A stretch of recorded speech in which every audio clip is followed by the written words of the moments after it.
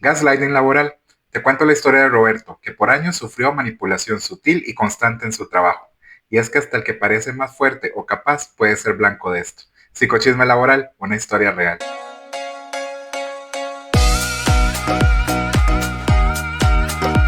Hola, soy Oscar, psicólogo organizacional, y bienvenidos a un episodio más de Psicochisme laboral aquí en Terapia Laboral. El tema de hoy es el gaslighting y la historia de Roberto, y nos cuenta cómo durante muchos años sufrió este tipo de manipulación por parte de su jefe. Acá veremos la historia y un análisis desde la psicología organizacional. La historia dice: Roberto comenzó a trabajar en una empresa donde al principio todo parecía normal. Tenía un jefe que era exigente, pero también parecía atento. Con el paso de los meses, Roberto empezó a notar algo extraño. Su jefe frecuentemente le decía que no había cumplido con las tareas que él recordaba haber hecho, o incluso tareas que nunca le habían sido solicitadas. Por ejemplo, una vez Roberto entregó un informe a tiempo. Su jefe insistió en que había sido tarde y que eso había perjudicado a todo el equipo. En otra ocasión, el jefe negó haberle pedido un proyecto específico, aunque Roberto tenía correos donde estaba la solicitud. Al principio Roberto pensó que estaba confundido, que tal vez olvidaba algo, pero esos episodios se hicieron cada vez más frecuentes. El jefe también cuestionaba la calidad de trabajo de Roberto delante de sus compañeros, haciéndolo sentir un poco incompetente o hasta aislado. Con el tiempo, empezó a dudar de su memoria, de su capacidad. Sentía ansiedad antes de cada reunión y se preguntaba si realmente estaba haciendo bien su trabajo. Esta situación empezó a afectar su motivación y su rendimiento, creando un círculo difícil de romper. Lo peor fue cuando intentaban hablar, ya que sus compañeros algunos no le creían o hasta minimizaban la situación, y otros preferían pues no involucrarse. Roberto se sentía cada vez más solo y emocionalmente agotado. Finalmente, Roberto decidió comenzar a documentar cada situación. Guardaba correos, mensajes, tomaba notas detalladas de las instrucciones y con su fecha. También buscó apoyo en recursos humanos y hasta con un terapeuta en temas laborales. Y esto le ayudó a entender que estaba viviendo gaslighting. Con esta documentación y apoyo, pudo enfrentar la situación con su jefe y proteger su salud mental. Aunque el proceso fue difícil, Roberto recuperó su confianza y aprendió a poner límites claros con su jefe. Este entendió que no se había dado cuenta de las acciones que estaba cometiendo y procuró empezar a poner más atención, y estuvo de acuerdo en documentar cada vez que hubiese una instrucción por correo para detallar detalles, fechas y tipos de entrega. Qué interesante esta historia, porque de cierta forma podríamos decir que fue una historia de éxito, porque en este caso Roberto pues sí identificó que algo estaba sucediendo, no le parecía normal, empezó a ver que estaba afectando directamente con sus emociones y su sentir, su bienestar, y decidió buscar ayuda. Y positivamente aquí hubo un apoyo. Recursos Humanos reaccionó, él mismo buscó terapia para poder entender qué era lo que estaba pasando con él, porque pues ya estaba empezando a creer que era él el de la situación. Y no necesariamente todos debemos estar enterados de los términos o de cuáles son las acciones específicas, pero lamentablemente tenemos que entender que algunas personas lo hacen intencionalmente y otros no se dan cuenta de que su actuar, su comportamiento, sus acciones generan microviolencias, microacciones que a la larga aumentan en su intensidad, en su impacto, y pues pueden totalmente condicionar o accionar una emoción pues negativa en los demás. Y claramente esto provocó que Roberto tuviese que hacer algo. Él de repente se sintió aislado, se sintió no escuchado, los demás no estaban, pues tal vez no incluso decir la palabra creyendo, simplemente no lo veían importante. Entonces, qué importante esta parte, ¿verdad? Cuando damos por sentado que, estás exagerando, estás siendo dramático, eres muy sensible, estás viendo cosas donde no las hay. Y no, pongamos atención que nadie debería estar porque en broma o en una situación típica normalizar cualquier acto donde me hagan sentir mal, donde estén desprestigiando mi trabajo.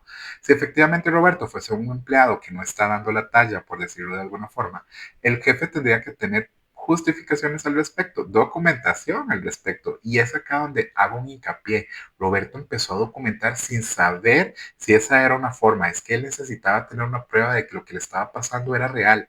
Él básicamente hizo esto de la documentación para poder probarse a sí mismo que esto era real. Entonces, imagínense ustedes en el otro lado. Si ustedes son los jefes, cuando ustedes van a una cita disciplinaria, un one-to-one, una simple reunión donde voy a hablar con mi jefe sobre mi trabajo, siempre se supone ellos van a tener pruebas. ¿Cuáles son estas pruebas? Tus entregables, tus llegadas tardías, tus correos, las respuestas que diste, los resultados de los proyectos, de los objetivos que están o no lográndose. Entonces, ¿por qué nosotros no hacemos lo mismo? Y no es un tema de que tengamos que estar siempre a la defensiva o un tema de que, ay, entonces, yo lo hago porque ustedes me lo hacen. No, es un tema de que si detectamos que hay algo que está sucediendo, si tuvimos o no la fuerza para poder enfrentar la situación y hablar con la persona o con el grupo, pues entonces empecemos a documentar para identificar qué tan cierto es lo que estoy sintiendo. Si yo lo comparo, y aquí ustedes mismos lo vieron en la historia, él decía, el jefe le dijo, entregaste esto tarde cuando él tenía correos y respuestas y fechas de que había sido correcta la entrega. Entonces es importante que no jueguen con nuestra mente y que por un tema de memoria o por un tema de presión nosotros lleguemos a aceptar responsabilidades que no nos correspondían. Y acá, pues sí, lo que hizo Roberto funcionó, su jefe tuvo una buena respuesta y es importante aplaudirle esto a este líder. Este líder pues entendió que sus acciones no eran las correctas, no se estaba dando cuenta de este manejo, por dicha tuvo este feedback, probablemente recursos humanos también pues lo guió en este caso, y él supo entender que debía cambiar sus acciones, que debía aprender a canalizar sus mensajes, sus directrices y que incluso tenía que ser consciente de cuál eran los mensajes que estaba mandando a su grupo porque pues estaba provocando confusiones y no bienestar en ellos. Pero ¿qué pasa cuando no? Entonces es acá es importante donde nosotros tenemos que empezar a documentar, empezar a calmarnos, respirar y ser muy objetivos con lo que estamos sintiendo.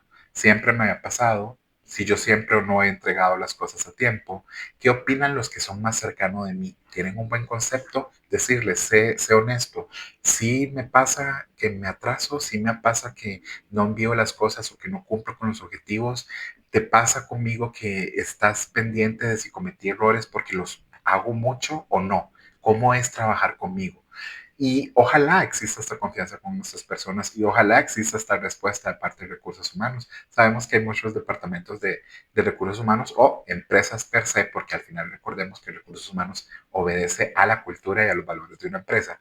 Pues entendamos que no siempre va a ser así y por eso es importante autoprotegernos y no encasillarnos en sí, soy yo el culpable, soy yo el que no está encajando, todos están contra mí, sino al contrario, cómo yo puedo documentar que efectivamente soy el merecedor de estar ahí, estoy haciendo las cosas correctas e incluso darme cuenta si puedo mejorar algo, pero que ese no sea el foco en sí, sino es estar claro del control, poner límites a lo que me está sucediendo. Y es que recordando el gaslighting es como en las relaciones de pareja una especie de manipulación. Y ojo, no es específicamente una manipulación de quiero a que hagan lo que yo quiero, porque también se puede entender y puede darse de esta forma, pero generalmente es jugar con tu mente, con tu percepción, con lo que tú crees real.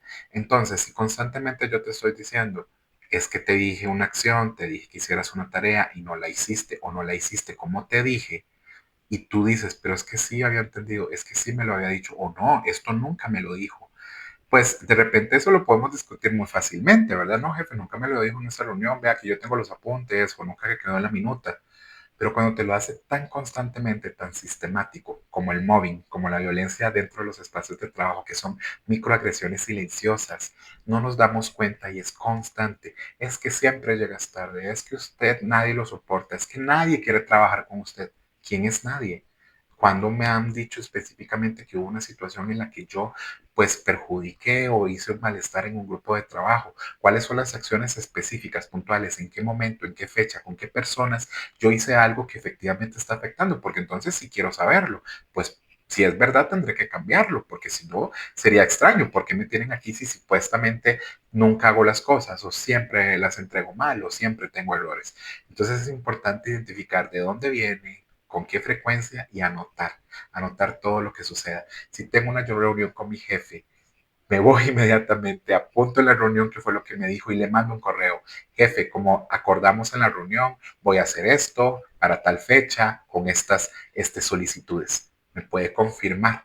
Y sí, parecerá tonto, pero si ustedes tienen una situación de un jefe como este estilo o compañeros de trabajo, hay que hacerlo para protegerse. Espero que el psicochisme del día de hoy les funcione o a alguna persona que ustedes conozcan y pues recuerden que nuestra intención es sacar todos estos temas reales que ustedes viven en el área de trabajo, ya sea porque ya lo vivieron, lo están viviendo o podrían vivir. Y nuestra intención siempre es generar espacios de trabajo saludables. Terapia laboral está hecho para visibilizar todos los que trabajamos, vivimos cosas que los demás no se imaginan, que los jefes no toman en cuenta, que las empresas no han contemplado dentro de sus ambientes de trabajo, que la cultura organizacional que nos prometen el primer día sea real y también nosotros podemos contribuir a ello. Gracias, por favor, compartan, suscríbanse y denle like y los veo el próximo jueves con un psicochisme laboral.